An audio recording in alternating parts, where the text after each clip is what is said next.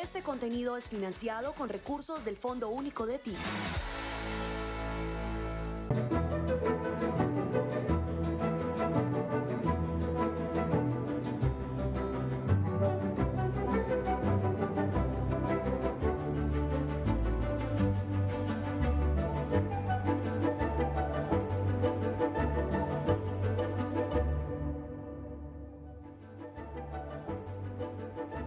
Hola, muy buenos días. Nuevamente nos encontramos desde Barichara, Santander, este hermosísimo pueblo colonial, patrimonio colombiano, que acoge durante esta semana el Festival Verde de Colombia, Festiver. Nos encontramos en la mañana de hoy preparados para un panel espectacular. Vamos a estar hablando de un tema que me fascina, que es inteligencia artificial, y vamos a verlo desde una perspectiva no solo conceptual, sino también desde una perspectiva práctica, que es básicamente entender qué cosas ya se están haciendo con inteligencia artificial en el audiovisual y en la radio en nuestro país. La transmisión que ustedes están viendo a través de la segunda señal de Teleantioquia Go, a través de las redes sociales de Teleantioquia, a través de las redes sociales de Canal TRO y a través de las redes sociales del Ministerio TIC, está siendo producida por jóvenes de la región de Barichara. En cámara tenemos a Laura Silva y Valeria Prada, que son las que están responsables de esta transmisión. Son jóvenes de acá mismo, de Barichara, que se han formado durante esta semana en la EduMóvil en producción audiovisual. Al igual tenemos en todo el máster de la EduMóvil un equipo técnico y profesional que está a cargo de esta transmisión. Es una experiencia de aprendizaje doble, donde reflexionamos sobre temas relevantes de industria, pero también formamos a los jóvenes de la región en producción audiovisual para que se inicien en este espectacular mundo, como lo hemos hecho ya en 14 municipios de todo el territorio colombiano, al tiempo que con nuestros foros de promoción audiovisual Colombia reflexionamos sobre los temas, avances, perspectivas, posibilidades y oportunidades que tiene toda la industria audiovisual en Colombia. Ahora esta semana nos acoge Santander y Barichara. Agradecemos muchísimo al canal Teleantioquia y al canal TRO que se han unido para desarrollar este proyecto y para documentar todos estos paneles académicos que se realizan en este Festival Verde en esta hermosa ciudad. ¿Quién nos acompaña? Está por un lado Dora Brausin, quien es la subgerente de radio del Sistema de Medios Públicos de Colombia, RTBC, quien viene adelantando unas experiencias espectaculares con inteligencia artificial en la radio de Colombia. Y adicionalmente nos acompaña la doctora Alexandra Falla, quien es la directora de la Fundación Patrimonio Fílmico, la responsable de conservar toda la memoria histórica audiovisual de nuestro país desde los primeros días del cine hasta la televisión de hoy en día. Está almacenada, digitalizada y catalogada bajo el resguardo y la dirección de Alexandra. Allá en Patrimonio Fílmico también están haciendo muchísimas experiencias de inteligencia artificial que vamos a conocer el día de hoy. Y quien les habla, Gabriel Levy, soy líder de formación audiovisual del Ministerio de las Tecnologías de Información y Comunicación, académico y docente también en estos temas de nuevas tecnologías de la información y comunicación. Dorita, Alex, muy buenos días, muchísimas gracias por acompañarnos en la mañana de hoy. Muy buenos días, muchísimas gracias a los organizadores del evento y a los habitantes de Barichara, que esta mañana muy temprano me enseñaron una reflexión sobre inteligencia artificial, que ya les contaré. Muy buenos días, es un gusto estar aquí nuevamente en Festiver. Creo que lo más fascinante de este festival es que quienes venimos por primera vez desde hace ya muchos años no dejamos de regresar y de tratar de aportar desde el trabajo que realizamos a todo lo que tiene que ver con el cine ambiental en Colombia. Muy bien, Dora y Alexandra, muchísimas gracias de nuevo por acompañarnos. Muchos de ustedes se preguntarán qué es la inteligencia artificial y lamentablemente existen muchísimos mitos alrededor del tema. Prácticamente películas o producciones como Matrix nos han hecho creer que vamos a quedar dominados por las máquinas y nos vamos a convertir en baterías humanas y va a venir una guerra entre máquinas y humanos que pues por supuesto no es descartable ni tan descabellado, pero es mucho más que un miedo, un temor que siempre generan las nuevas tecnologías de información y comunicación. Con la emergencia de nueva tecnología siempre surgen nuevas oportunidades y en los últimos meses con la emergencia de nuevos sistemas de procesamiento de imagen, con ChatGPT, con Midjourney, con una serie de tecnologías, pues vemos que las posibilidades son inmensas y se trata de sacarle siempre el mejor provecho a las nuevas tecnologías y eso es gran parte de la experiencia que nos van a contar el día de hoy. Entonces, si quieren, Dora, ¿por qué no nos comienzas a contar un poco? Ahora conversábamos, desde Radio Nacional se han enfocado en dos grandes nichos de diagnóstico de audiencias y en distribución de contenidos radiofónicos en la Colombia profunda. Están aprovechando esa inteligencia artificial para llegar a la Colombia profunda. ¿Por qué no nos cuenta cómo lo están aprovechando? Bueno, básicamente quisiera contarles que hemos desarrollado una experiencia para buscar dar solución a diferentes necesidades que tenemos en radio con inteligencia artificial, en el propósito de ser nosotros los que desarrollemos la solución, no adquirir la solución. ¿Por qué queremos ser nosotros los desarrolladores? Porque puede ser un camino para la sostenibilidad misma de la radio, pero además porque nuestro lenguaje, nuestras narrativas, nuestras palabras son muy distintas. Yo les decía cuando saludé que esta mañana aquí en Barichara una señora, una artesana aquí en la plaza principal, estaba ofertando unas joyas que tiene, que es con flores, y les hace un tratamiento y me dice, eran unos aretes. Si observas, un arete no es exactamente igual al otro, porque todo en la naturaleza es diferente. Y por eso nosotros hemos bautizado la experiencia que hemos hecho desde radio, que la inteligencia artificial no es tan artificial. No es un asunto que se repite, es un asunto de neuronas conscientes, es un asunto de estar atento a lo que hay en nuestro entorno, de saber observar. Pero nosotros, para llegar a esa conclusión, pasamos por un estrecho camino donde pues claramente nos estrellamos. Nosotros en el 2018 tuvimos la primer, ¿cómo se dice?, la primer fantasía o la construcción de la fantasía, y es cuando hicimos la Bienal de Radio, trajimos el tema de inteligencia artificial. Y entonces un señor muy sabiondo nos mostró lo que hace la radio en Japón, en China. Wow, ¿no? Entonces, con todos los contenidos que han generado, un código genera las noticias que la gente necesita, otro código las distribuye según las necesidades que tiene la gente, y no tienen los periodistas armando leads, con quién, cómo, dónde y cuándo, ni el community manager, ni nada de esas cosas. Todo eso lo hace la inteligencia artificial. Tienen los periodistas buscando, construyendo contenidos que no sería viable construir en la inteligencia artificial. Sus periodistas están buscando justamente lo que me mostró la artesana esta mañana, las diferencias que hay en todo el entorno, que hay entre una y otra cosa.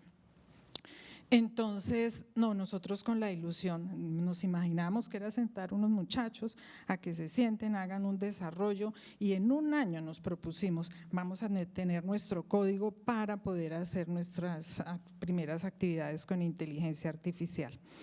No, no fue así, nos estrellamos, y creo que la primer parte de ese golpe contra la pared fue que nosotros no tenemos bases de datos, nosotros tenemos archivos, pero no tenemos bases de datos construidos sobre esos archivos, y si tenemos esas bases de datos, pues las construimos como con unas lógicas de ubicar o de encontrar cierta información, pero no las construimos con la lógica de para qué sirve, para qué la necesitamos, ¿cierto? Y de cómo ese archivo lo podemos transformar en algo que como dicen, en un sentido de reutilización del archivo. Entonces, no, nos tocó aprender a hacer bases de datos. ¿Y qué proceso? Eso es largo, hacer un ejercicio de base de datos.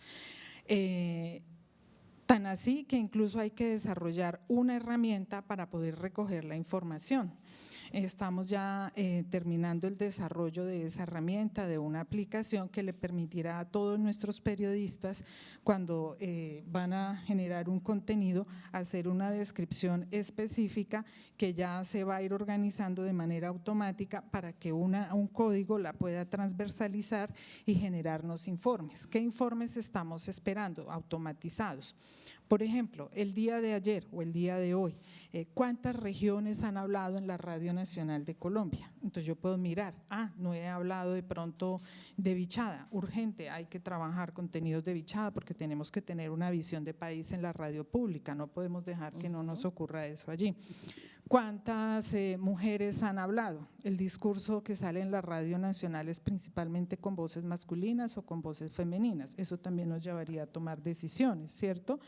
qué organizaciones étnicas han hablado, cuáles aparecen, cuáles no, ¿cierto? Y de qué temas estamos trabajando. Una línea que estamos fortaleciendo y que queremos entrenar el código es en si estamos hablando o no de objetivos de desarrollo sostenible.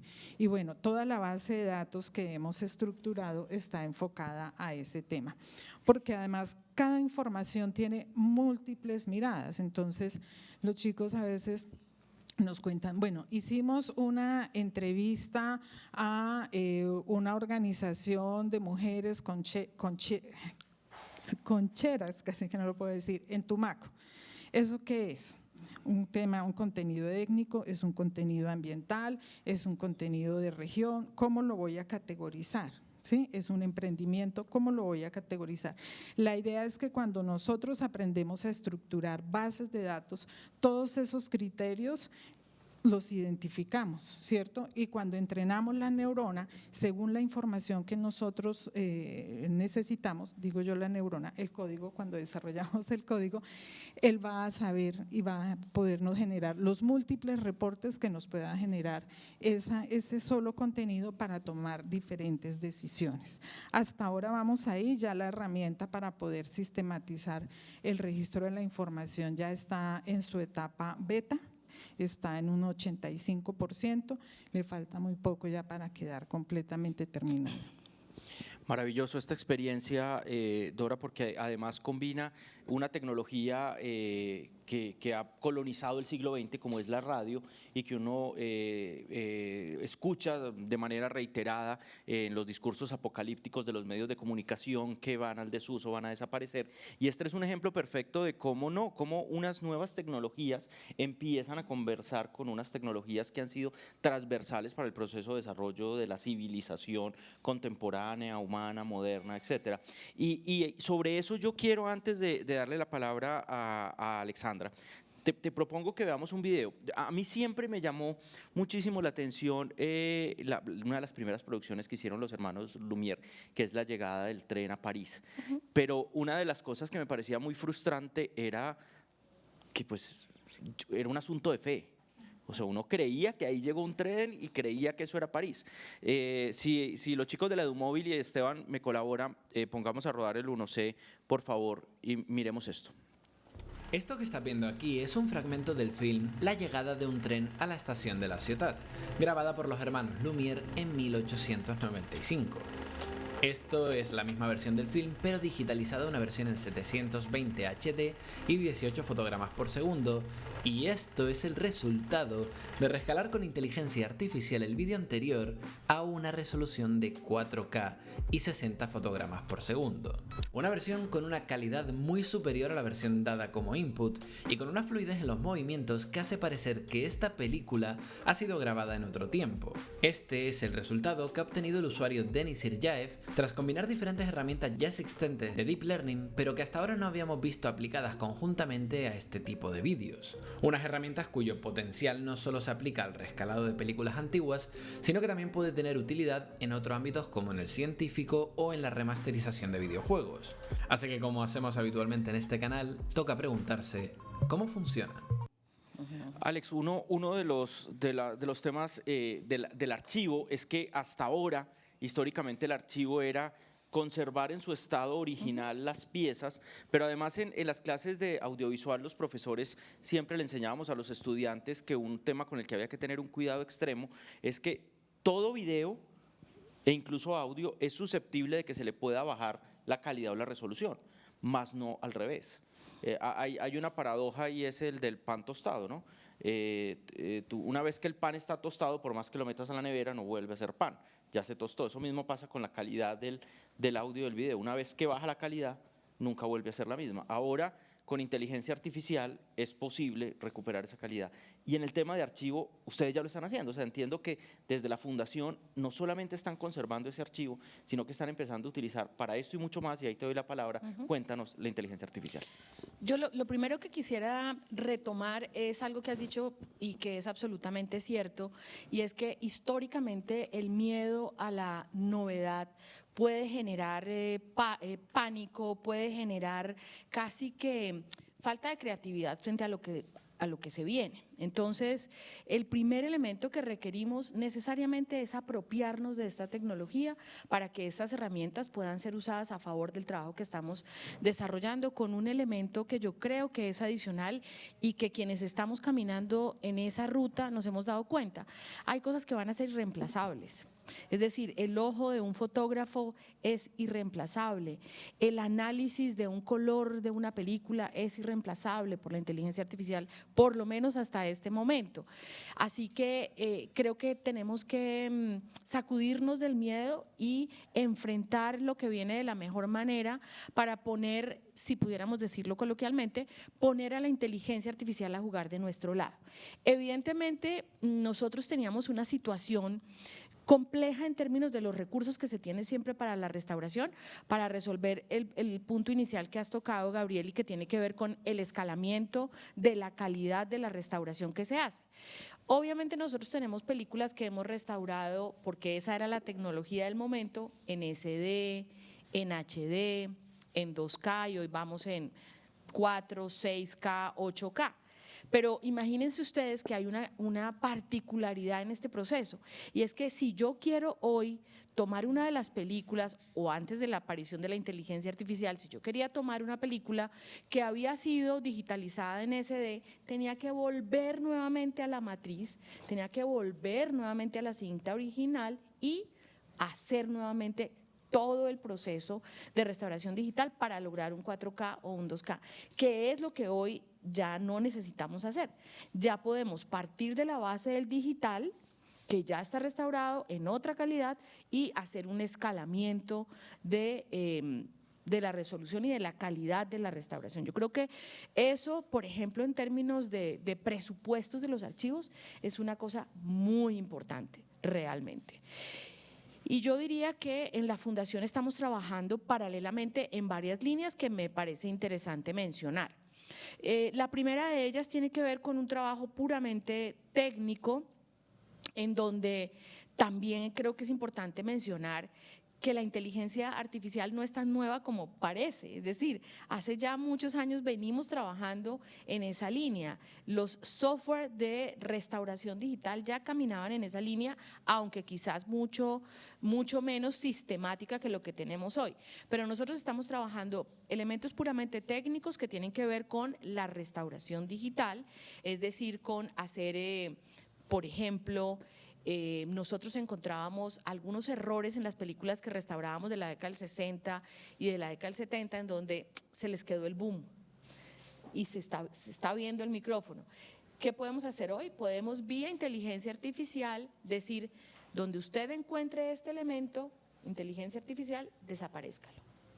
Claro, allí hay un gran debate sobre el tema ético frente a la inteligencia artificial, y yo también digo, el tema ético no apareció con la inteligencia artificial. Esa misma edición yo la podía hacer manualmente. Lo que pasa es que hoy le puedo hacer más rápido y más en serie, pero eso mismo yo podía hacerlo antes, podía editar, porque decían, ok, pero es que van a poder editar a un actor de una producción. Sí, eso es verdad, pero eso también lo podía hacer antes. Lo que pasa es que lo podía hacer de una manera distinta. Entonces, esa línea de restauración esa línea de trabajo con restauración es muy interesante, poder editar objetos, poder editar scratch de la película, poder mejorar el sonido de la película, poder resolver, por ejemplo, problemas de derechos frente a los que nos vemos enfrentados hoy, y decir, vamos a hacer una edición sistemática de un contenido musical que no puede aparecer. Es decir, hay una cantidad de elementos que desde la perspectiva pura técnica son súper importantes. Y hay otra gran línea que hay que trabajarla muchísimo más, porque quizás requiere un aprendizaje más lento, más demorado de los equipos y de los software y herramientas que estamos utilizando, que tiene que ver con la catalogación. Si bien es cierto, es muy importante restaurar en términos de lo digital, no lo es menos poder tener acceso a esa restauración vía una data que yo sumo al material que restauro. Es decir, de nada me sirve tener todo digitalizado si no sé qué es lo que tengo y dónde lo tengo. Entonces, en el tema de catalogación también hay un trabajo y una línea de trabajo muy interesante en la Fundación que tiene que ver con cómo logro, por ejemplo, una catalogación básica, enseñándole a la máquina quiénes son los personajes, cuáles son los nombres que aparecen. Digo enseñándole a la máquina coloquialmente para volver al escenario dramático de Matrix. Pero digamos que si uno pudiese, quizás lo más costoso, y Dora lo sabe, lo más costoso es catalogar, porque implica, por supuesto, un conocimiento, un ejercicio que es mucho más demorado, que requiere más contexto, etcétera. Entonces, si uno pudiera, por ejemplo, lograr una catalogación básica a través de herramientas de inteligencia artificial, pues estaríamos ganando muchísimo los archivos, porque lo que estamos facilitando es que la gente pueda acceder al material que está allí. Entonces, digamos que como reflexión inicial, yo creo que evidentemente, como ha pasado históricamente, la inteligencia artificial nos propone unos retos que lo que debemos es asumir, y solamente la apropiación nos va a quitar el miedo. Poder conocer cuáles son las posibilidades que nos permiten estas herramientas son las que van a decir, ok, yo recuerdo hace muchos años, y ahora que estábamos hablando de las móviles, cuando aparecieron los brazos electrónicos, ¿no? Como que había una gran discusión, se va a desplazar el talento humano, y no termina desplazado, porque hay otros roles que empiezan a aparecer al lado de ese brazo electrónico. Entonces, creo que debemos hacer una invitación a lograr realmente unos conocimientos que nos permitan apropiación, para que estos nuevos elementos que se están desarrollando con mucha más rapidez, hay que decirlo hoy, hace 10 años, los utilicemos para potencializar el trabajo, en el caso nuestro de los archivos, o en el caso de Dora, de conocimiento de audiencias y de también trabajo técnico con los materiales radiofónicos que reposan en la entidad. Esto es maravilloso y abre la mente a un sinfín de oportunidades. En la EduMóvil también hemos experimentado con inteligencia artificial. Cogimos algoritmos de inteligencia artificial en ejercicios de experimentación, y sin darle ninguna instrucción específica a un software de inteligencia artificial, le pedimos que editara imágenes de nuestros foros y talleres a lo largo y ancho del país. Andrés y Esteban nos van a colaborar con un video en donde la música y la edición es completamente hecho con inteligencia artificial, sin instrucciones. La máquina tomó todas las decisiones. Veámoslo, Andrés, porfa.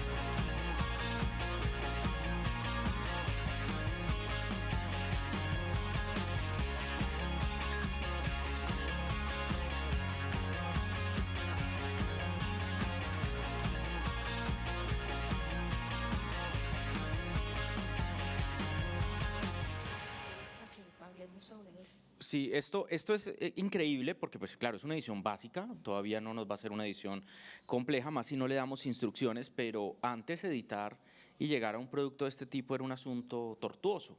Hoy en día puedes no tener ni idea del audiovisual, miren que no es ni siquiera video, son fotos, y la misma herramienta creó la música. O sea, hizo la creación musical libre de derechos, sin ninguna restricción de derechos de autor y propiedad intelectual. Esto es maravilloso. Cuéntanos qué más están desarrollando. Creo que tienes unos ejemplos de todo lo que se puede hacer con inteligencia artificial, y ya volvemos con Dorita. Yo mencionaría uno que es muy interesante para la Fundación.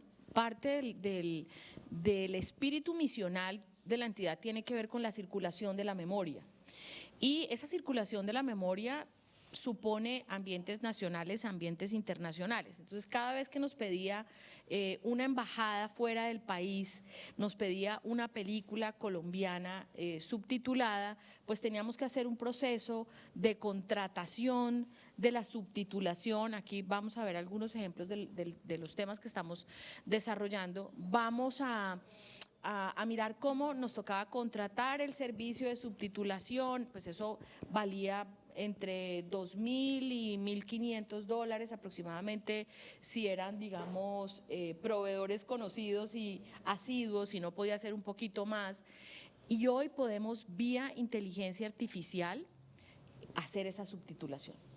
Es súper importante, pero volvemos a lo mismo. Hay cosas que al hacer una subtitulación literal, pues el software no te lo puede hacer solo. O sea, tú al final tienes que hacer una especie de corrección de estilo, porque hay palabras que las traduce literalmente al idioma que sea y obviamente implica que, por ejemplo, si yo digo, como puede ser una película paisa, ¿cómo está mi hija? Entonces, obviamente, ¿cómo te va a traducir? My daughter. Para poner un ejemplo del inglés. Entonces, pues no hay una traducción al modismo, obviamente, y hay que hacer pues todo el trabajo posterior de arreglar esos detallitos, que siempre los tiene que arreglar alguien que conozca del contexto colombiano. Pero evidentemente ese es un tema que quería poner de presente. Estamos haciendo colorización también. El tema de la colorización es fundamental porque claramente parte del proceso de postproducción en la restauración digital implica el color y el manejo del color para tratar de guardar el espíritu original de la obra. Entonces, hay temas de colorización vía inteligencia artificial en donde yo le digo, el color que yo quiero, tengo que enseñarle, el color que yo quiero es este, y obviamente de ahí para adelante usted consérveme el color en toda la película. Entonces, por ejemplo, aquí lo que estamos haciendo es poner color a una película blanco y negro, pero es súper importante que yo pueda detectar con ojo humano cuál es el color que yo le quiero dar. Entrenas el algoritmo para el tono, la saturación, la luminosidad. ¿Cómo se veía Bogotá en la década del 40? Claramente, Bogotá se veía distinto, porque Bogotá, pues cuando yo llegué a vivir a Bogotá, Bogotá era completamente gris, no había los tonos azules cálidos que encontramos en Bogotá, era completamente gris. Entonces eso implica un ojo humano que diga, el color que quiero es este, para citar dos ejemplos de los que estamos viendo en el reel. Muy bien, Dora, ¿hacia dónde va la radio? ¿Cuál es la mirada que tiene RTBC y cómo la inteligencia artificial va a ayudar a potenciar enormemente un medio de comunicación que ha estado presente en la historia de todos los momentos relevantes de nuestro país? O sea, Colombia es un país puramente radiofónico. Yo recuerdo que todos los estudios que en su momento publicaban en la CNTV, que Alex también jugó un papel protagónico ahí, mostraba que el consumo televisivo era básicamente un consumo radiofónico, porque la radio penetró tanto nuestra cultura que somos un país de radio. ¿Cómo aprovechar para los desafíos de los próximos años esta tecnología para potenciar y fortalecer la radio?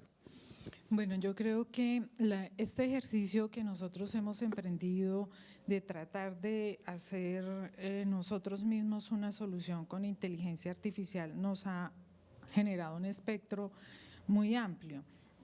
Primero nos hace la pregunta, bueno, ¿y desde dónde piensa usted los contenidos? ¿Desde qué lugares? Y uno se da cuenta que los lugares desde donde uno piensa los contenidos suelen ser recurrentes. Entonces, si yo desarrollo un código que como se coge las claves de esos lugares desde donde uno recurrentemente los va a pensar, pues entonces indudablemente ya no vamos a ser necesarios nosotros. Entonces, ¿qué nos dice la inteligencia artificial? Hay que ampliar el espectro desde donde piensas. Y creo que eso es lo más bonito que nos ha enseñado, porque al ampliar el espectro somos más incluyentes, estamos en la tarea de asegurar más la participación de las personas. Eso genera una comunicación muchísimo más equitativa, que se puede cuantificar, que se puede demostrar y que puede llevar a tomar decisiones, a tener un mejor cubrimiento, tener un mejor servicio, a cambiar las historias que nosotros hacemos. Estamos en el Festiver y yo creo que me parece muy oportuno que se hablen de estos temas en un evento como este, porque de alguna manera con la inteligencia artificial también hemos aprendido que todo lo que hacemos es un insumo que podemos reutilizar, es un insumo que puede generar una nueva historia, una nueva versión, o nos puede llevar a cambiar la historia que queremos construir, y eso es altamente relevante. hemos aprendido que es fundamental valorar cada dato de lo que nosotros construimos. Un poco asociando a lo que estamos aquí, en alguna parte teníamos anotado que los datos son como la clorofila de la inteligencia artificial y hay que saberlos atesorar porque son el capital, son nuestro capital. Hoy como radio pública son nuestro capital.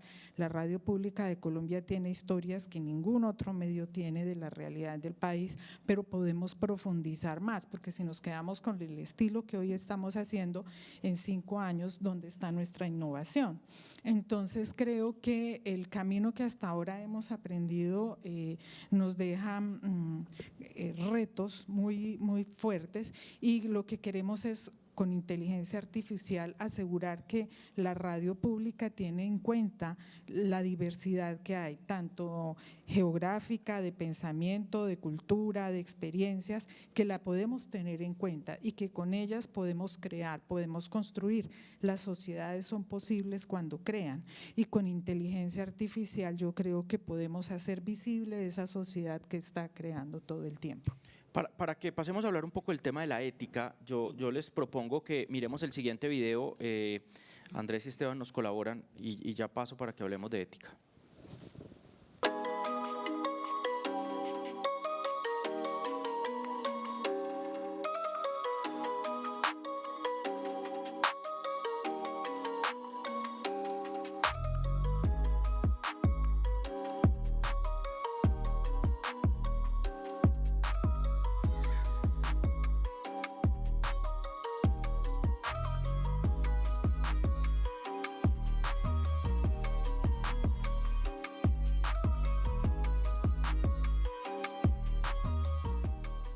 Dejémoslas por favor de fondo, que vayan rodando.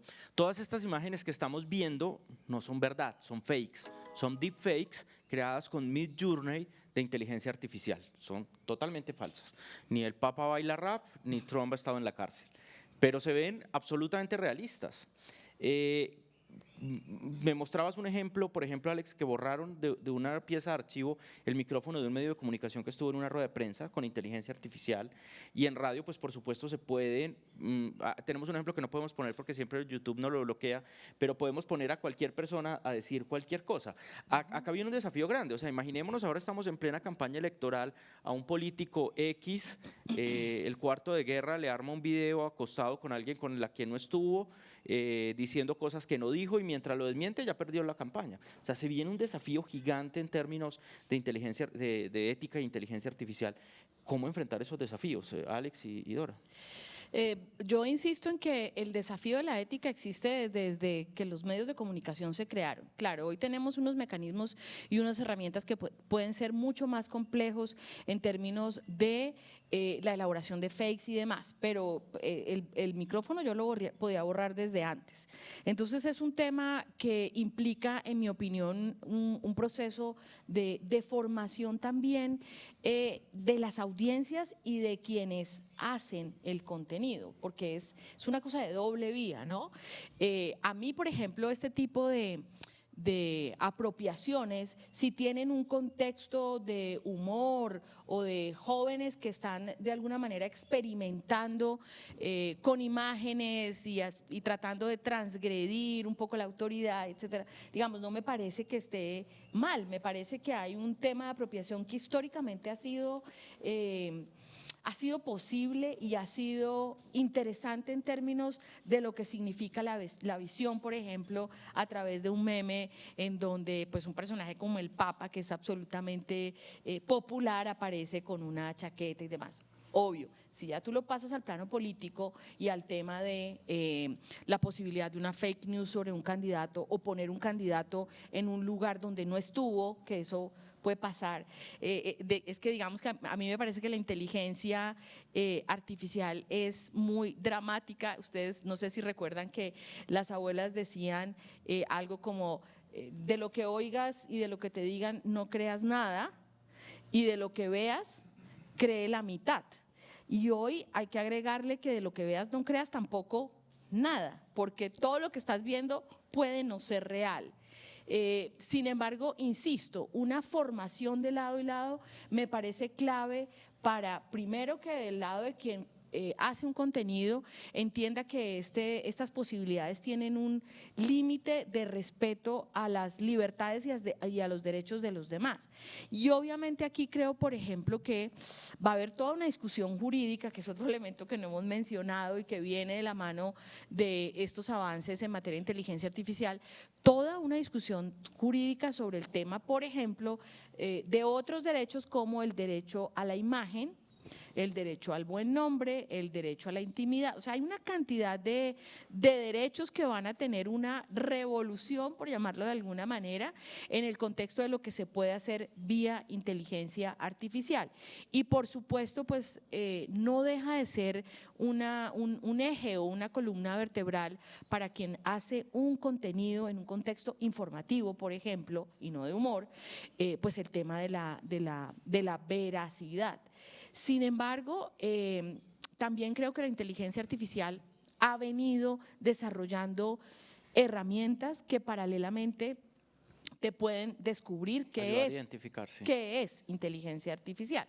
Entonces, fíjate que ahora lo hemos visto mucho en el campo académico, ¿no? En el escenario académico, donde ya los profes tienen programas de inteligencia artificial que les ayudan a detectar la inteligencia artificial y que con unas métricas te dicen aquí hay plagio, por ejemplo. Entonces yo creo que digamos que también se están generando unos mecanismos que te permiten saber que sí y que no, pero insisto, eso necesita una apropiación y una formación para que tú puedas tener el ojo y decir tengo dudas, voy a verificar si esto es cierto. Y creo que obviamente el tema de las fake news ha generado toda una pedagogía sobre qué debe hacer uno para constatar una fuente, saber si la fuente es real, tratar de no consumir contenidos digitales que no tengan una fuente reconocible, etcétera, porque eso le da a uno seguridad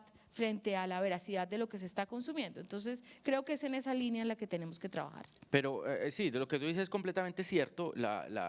El uso que se le da a las tecnologías no depende en sí mismo de las tecnologías. Es decir, esta silla yo puedo tomarla y quebrársela a alguien en la cabeza y no por eso hay que prohibir las sillas. El martillo, clavas la puntilla o matas, te mato. Exactamente, el uso de las tecnologías depende. Dora, yo recuerdo por allá a principios de este siglo, a Yamida Amat se le ocurrió una cosa que se llamaban las entrevistas virtuales, que las publicaba, no recuerdo si era en El Tiempo o en El Espectador, que era básicamente falsas entrevistas a personajes a partir de lo que él conocía de ellos, incluso algunos de ellos muertos, ¿no? Como presuponiendo lo que iba a responder, pues claro, tenía la advertencia de que eran virtuales, pues que de virtuales no tenían nada, eran falsas simplemente. Pero hoy en día ustedes en radio perfectamente podrían entrevistar al que quisieran y ponerlo a decir lo que quisieran, ¿no?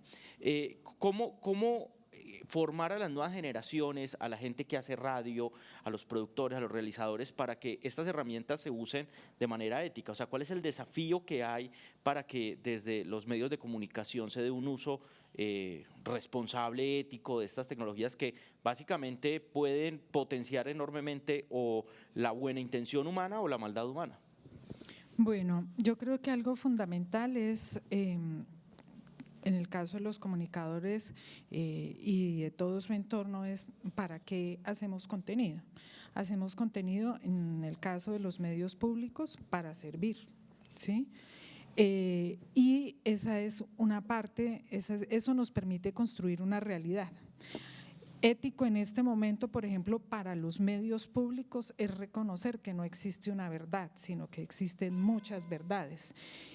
Y un uso adecuado de inteligencia artificial, por ejemplo, sería que nos permitiera entender todas las diferentes verdades que hay en torno a un tema, para construir desde ahí un relato que diga, mire, parte de la población considera que esto es verdad y se sustenta en esto, pero parte de la población considera que esto es verdad, se sustenta en esto. Tener todas las verdades posibles en un sentido de servicio sería algo ético desde un medio público hoy día, ¿cierto? Que no sería ético ocultar las verdades, por ejemplo, ¿cierto? Entonces sería incluir todas esas verdades. Pero también está desde dónde lo hacemos, porque nosotros tenemos que pensar como ciudadanos, ¿cierto? Generamos y buscamos fortalecer las ciudadanías. Luego el uso de la inteligencia artificial para nosotros debe estar enfocado en ese propósito. Para otros medios está enfocado en términos de quiero construir un consumidor, ¿cierto? Y desde ahí va a construir otra ética.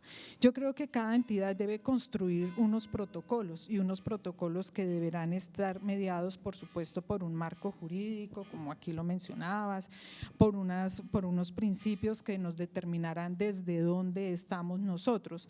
Pero también creo que la inteligencia artificial, y vuelvo casi que al comienzo, lo que debería llevarnos es a ampliar el espectro de cómo estamos leyendo el mundo. Y en el caso de los medios públicos, esa debe ser su función.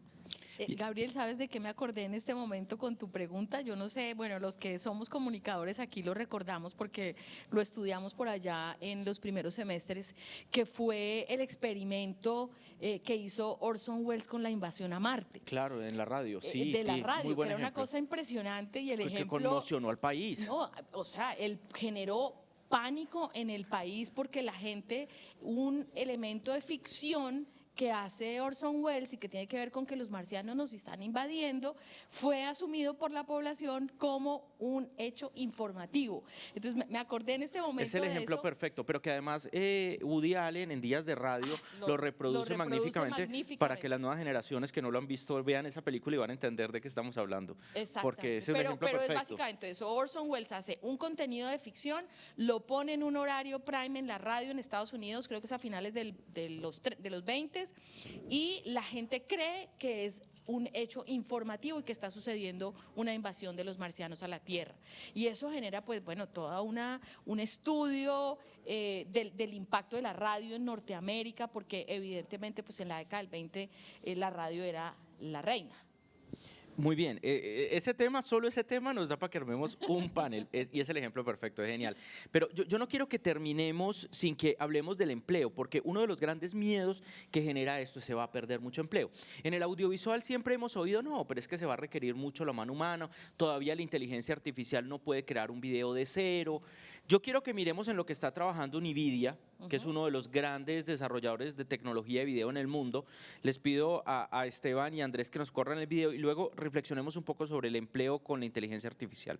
El número 5, por La favor. sintetización de vídeo a vídeo es el nombre que se le da a la tarea de poder generar un vídeo fotorrealista a partir de otro vídeo dado como input, que servirá para dar la estructura necesaria al vídeo resultante. Esta estructura puede venir dada por mapas de segmentación, mapas de profundidad, puntos claves de poses capturadas, bordes detectados y en realidad de un sinfín de fuentes de información que a día de hoy podemos extraer fácilmente gracias a las mejoras de los algoritmos de visión por ordenador basados en Deep Learning. Para la generación de este contenido en años recientes, usar redes generativas adversarias ha sido una buena idea, aportándonos resultados más que impresionantes, consiguiendo sintetizar casi cualquier cosa que nos propongamos. Y siendo Bit2Bit, de NVIDIA, uno de los papers más influyentes en este área, creando no solo resultados en alta resolución y con aspecto fotorrealista, sino donde también existe una consistencia temporal en el corto plazo, que hace que nos surjan molestos parpadeos en el proceso de generación. Es decir, fotogramas cercanos generarán resultados donde los objetos de la escena mantendrán consistentemente su apariencia. Como es evidente, evitar estos parpadeos es un requisito mínimo para poder generar resultados que pasen el filtro del ojo humano. Pero para mantener estos criterios de consistencia, no solo tenemos que pensar en el corto plazo, sino también en el largo. Es decir, fíjate bien qué ocurre cuando utilizando el modelo de Bit2Bit recorremos las mismas localizaciones que hemos visitado previamente en una escena. Como se puede ver, fotogramas anteriores donde habíamos generado al sujeto con la camiseta de un color ahora ha pasado a convertirse en otra cosa. No hay consistencia en el largo plazo. Y el motivo de esto es evidente, y es que Bit2Bit solo hace uso de unos pocos fotogramas previos para condicionar la generación del fotograma actual. Significando esto que la acumulación de pequeñas perturbaciones puede hacer que en el largo plazo el resultado acabe divergiendo del resultado inicial. Es decir, el modelo no cuenta con ninguna memoria de lo que ha generado previamente. Una limitación que hoy queda resuelta con este nuevo trabajo que es capaz de generar resultados consistentes en el corto y largo plazo. ¿Cómo lo hace? Pues queda clara la necesidad de contar con una memoria, pero esta por ejemplo no se puede basar en ir almacenando todos y cada uno de los fotogramas generados previamente, ya que esto solo haría crecer linealmente junto a la duración del vídeo los requisitos de memoria. No tiene sentido. Y la propuesta de ellos es mucho más interesante. Lo que aquí se propone es ir utilizando la información de los fotogramas ya generados para ir reconstruyendo una nube tridimensional de puntos y usar dicha reconstrucción como un resumen de los estados visitados en los fotogramas pasados. La idea es tomar un primer fotograma y usarla para generar una imagen realista con la información dada como input. Ahora, para hacer este resultado consistente con el resto de fotogramas, lo que se hará será construir esta nube de puntos tridimensional que actuará como memoria de todos los fotogramas pasados. A partir de ese momento, los próximos fotogramas se basarán también en la información capturada en dicha nube de puntos para condicionar la generación de nuevos fotogramas, obteniendo así resultados que sí preservarán los detalles de los resultados anteriores. Mola, pero Bien, es que la cosa no queda ahí. esta queda la idea clara. Si bien comenzamos muy tarde, 15 minutos tarde, pues ya nos están pidiendo terminar. O sea, va a quedar muy corto nuestro panel, pero bueno, no quiero que terminemos sin hablar un poco del riesgo real de pérdida de empleos. Vemos que ya hay muchas empresas trabajando para que todos los componentes de la cadena de valor de la creación de audio y video los pueda hacer una máquina. Va a reemplazarse la mano humana y, como tú decías ahora, con la grúa, va a tocar dedicarnos a otros asuntos, a la floristería. No, yo quisiera mencionar un estudio que está recién salido del horno y que habla específicamente de la percepción de los periodistas frente al tema de inteligencia artificial. Es una investigación liderada por el London School of Economics y en la que también participa Google. Es un estudio entre más de 100 medios en 46 países para hacer un sondeo de cuál es la percepción que tienen los periodistas sobre el riesgo laboral frente a la inteligencia artificial, y me parece que puede ser representativo e ilustrativo para ampliar y extrapolar esta percepción a otros ejercicios profesionales dentro de la comunicación. Mira, el 85% de ellos aseguran haber utilizado programas para escribir escritos breves o títulos de sus productos en materia de escritos. Subrayan que las herramientas pueden agilizar tareas más mecánicas, como por ejemplo transcribir entrevistas. Es decir, es que se nos olvida que también hay una parte mecánica que a los profesionales nos resta tiempo y que no deberíamos estar gastándola en eso, sino en poder poner nuestra creatividad a funcionar. Entonces, obviamente, también el 60% expresaron una preocupación de la calidad editorial, de la precisión, del equilibrio, de la transparencia, y un poco lo que define o concluye el estudio es que hay como un 50-50, ¿no? Es decir, como que hay una certeza de que tiene herramientas súper positivas para el trabajo, sobre todo con ese que es mucho más mecánico y que implicaría que uno se pueda encargar de otras cosas más conceptuales, y estaría muy bien, y también un miedo de hasta dónde esas cosas mecánicas puedan empezar a rebasar un límite. Pero me parecía muy interesante traerlo a colación porque pues está recién publicado e implica que ya estamos como metiéndonos en el tema de, oiga, sí, pero no, hay que mirar hasta dónde, porque siempre vamos a necesitar. La inteligencia artificial no aprende sola, por ejemplo, ¿no? Se requiere la persona siempre.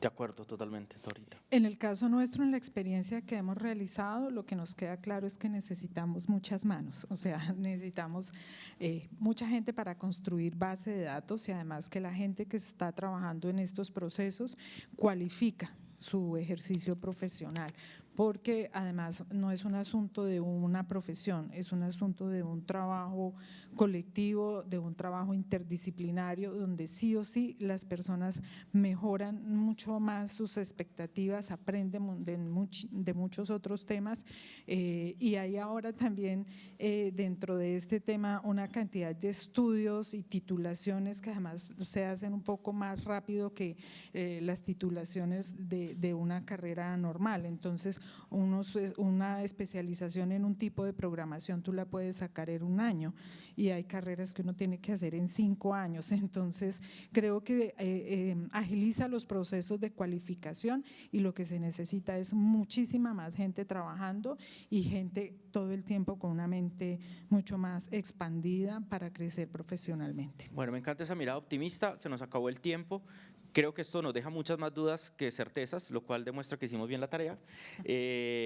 Estamos en la génesis de una nueva tecnología de la que conocemos muy poco, cuyo potencial no sabemos hasta dónde va a llegar, que requiere regulación urgente, intervención por parte del Estado. Yo lo he dicho en varios paneles, a mí me parece que este tema merita regulación ex ante y no ex post, pero bueno, eso será tema de otro debate, de otra discusión. Muchísimas gracias a Festiver, a la organización por abrirnos este espacio, por supuesto a Teleantioquia, a nuestros estudiantes practicantes que hicieron la transmisión el día de hoy desde Barichara, Teleantioquia, Canal Tro, y por supuesto al Ministerio TIC por abrir estos espacios. Muchas gracias y quedan invitados a conocer la EduMóvil para que vean cómo hacemos televisión en vivo con jóvenes desde la Colombia profunda.